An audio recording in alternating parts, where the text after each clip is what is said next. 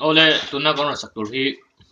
omte polymer la ni a pla run thim ti ni tuna hian ke ni hi rdv ben kan ni a chuan kan cover do ni tuna hian a fiam thuang zong deuh te mo khatiang zong kan ti do na chu van chu mi lo ngai poimo lo sakula ma se ino rim ka khatianga nui na nei lo man nge kan be se ani ati kani asai vek to khasai ku chu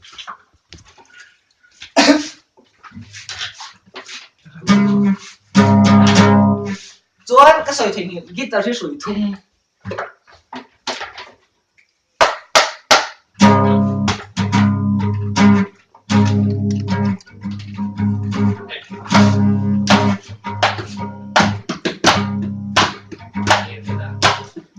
Rual taka kan ni pati ni ruke ka kuari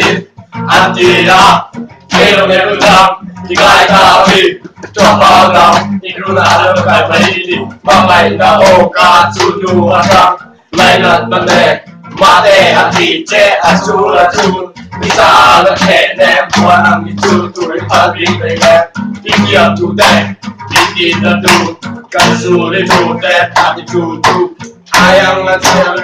yang ranta konge yom tak ilung tak kadun lobin konge ilo ya cuci ai sama ilo tamo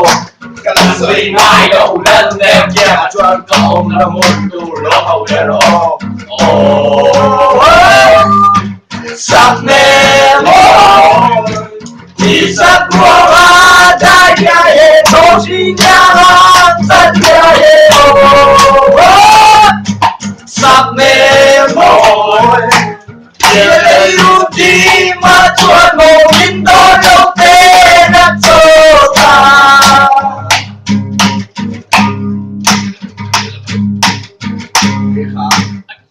chuan acham đi ra cái sợi đâu nào acham đi ra acham khana gan sọc là acham khana khana sanu để cho tôi này tiếng sọc chuan ba cái xe nào cái lô sợi trắng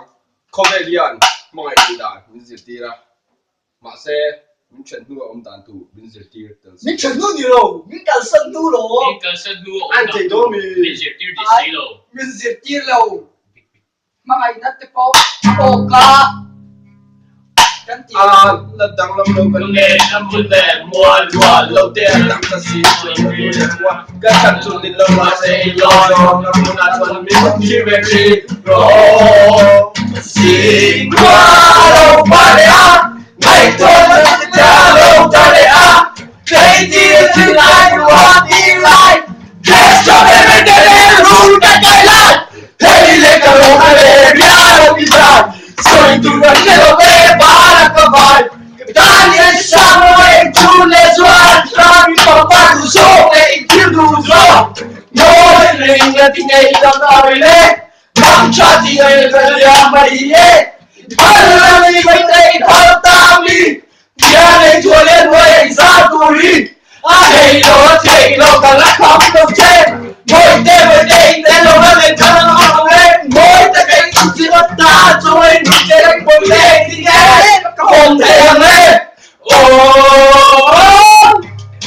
sắc mê máu đi sắc ruộng đại địa cho riêng nhà thơ dân địa sắc mê máu địa đi mà cho đồ mình đâu đâu để cho ta dùng thế ha, các bạn sẽ thấy như vậy sẽ càng phê nó sẽ có một đoạn cao tổ mày nghe cái phê là super cục quý càng cao tổ mày ăn mắng trào này luôn cắn lỗ mẹ